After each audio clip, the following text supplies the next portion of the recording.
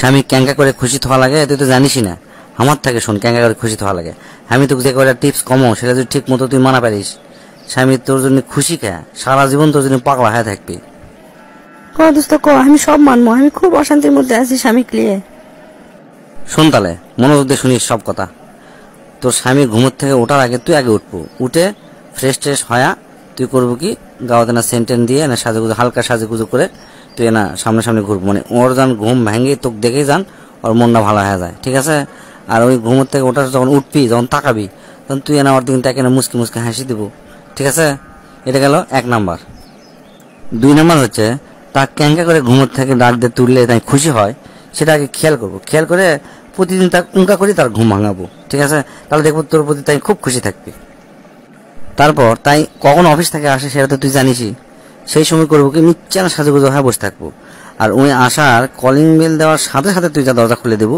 আর একটা জিনিস খেয়াল করবো, দরজা খুলে দেওয়ার সময় একটু মুসকে হাসি দেবো। হ্যাঁ, যেহেতু সে কাজ কাম করে আসছে কষ্ট করে, তোর হাসিটা দেখে তার দিলটা ঠান্ডা হয়ে যাবে, ঠিক আছে?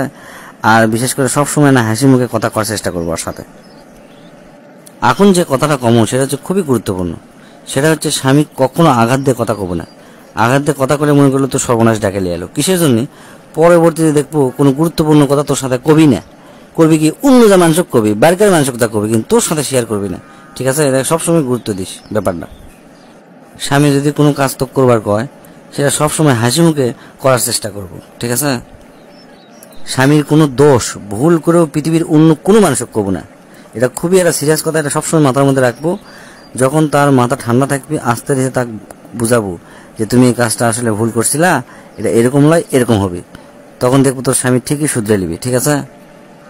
স্বামীর অনুমতি ছাড়া ভুলেও কাউকে কোনো টাকা পয়সা হাওলাত দেবো না, বা কোনো জিনিসপত্র কাউকে হাওলাত দেবো না, এটা কিন্তু জায়েজ নাই।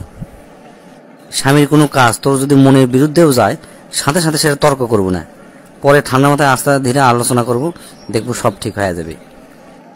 স্বামী যদি তোর জন্য কিছু কিনে নিয়ে আসে, হোক সেটা 1 টাকা দামেরও, তুই ওটা দেখে এমন একটা ভাব করবো যে তোর ওটা খুবই পছন্দ হচ্ছে, ঠিক আছে?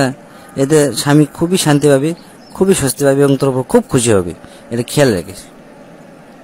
স্বামীর মেজাজ বুঝে ঠিক সেই রকম তার সাথে ব্যবহার করব। তাই যদি হাসি খুশি থাকে তাহলে তার সাথে হাসি খুশি ভাবেই ব্যবহার করব। আবার তার যদি মন খারাপ থাকে তাহলে তুইও মন খারাপ করবো, তার মনের কষ্টটা বোঝার চেষ্টা করব, তার সাথে সেটা শেয়ার করার চেষ্টা করব। ভুলেও এরকম করব না যে তাই কষ্টে আছে তুই এমন ভাব লিচ্ছ যে তার কষ্টের তুই কোনো মূল্যায়নই করিচ্ছ না, তাহলে স্বামী খুবই কষ্ট পায়। এই ব্যাপারটা তুই অবশ্যই অবশ্যই খেয়াল রাখবো। আরেকটা জিনিস তুই খুব খেয়াল করবো, বেটি ছেলেরা কিন্তু খুব লোভী হয়, টাকা পয়সার প্রতি খুব লোভ থাকে।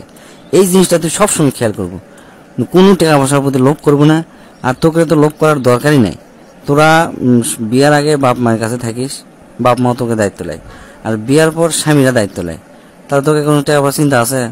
স্বামীকে যদি ভালো রাখতে পারিস, টাকা পয়সালে তোকে চিন্তাই করা লাগবে না।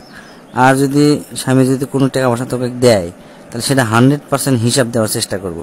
তাহলে দেখবো যে তোর উপর চরমভাবে বিশ্বাস স্থাপন করবি এবং দেখবো সমস্ত টাকা পয়সা তোর উপরই দায়িত্ব দিবে এবং তোর কাছে থবি, বুঝছো? এখন যে কথাটা কম সেটা আরো গুরুত্বপূর্ণ। তুই জিঙ্গা তোর বাপ মা খুব ভালোবাসিস, তাইও সিংকা তার বাপ মা খুব ভালোবাসে। একটা জিনিস খেয়াল রাখবো, ভুলেও তোর শ্বশুর শাশুড়ির দোষ তোর স্বামী কব না, ঠিক আছে? আর এমন একটা ভাব লিব, প্রয়োজনে অভিনয় করবো যে তোর স্বামীর থেকে তোর শ্বশুর শাশুড়ি তুই বেশি ভালোবাসিস। তাহলে দেখবো তোর স্বামী তোর পায়ের নিচে পড়ে থাকবে। তোর স্বামী যদি তার বাপ মা কোনো টাকা পয়সা দেয়, তাহলে এতে তুই মন খারাপ করবো না, বরং খুশি হবো। তাহলে দেখবো স্বামী তোর উপর আরো বেশি খুশি হবে।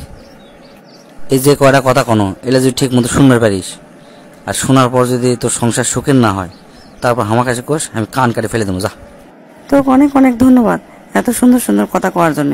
আমি কাল থেকে এগুলো শোনার চেষ্টা করবো।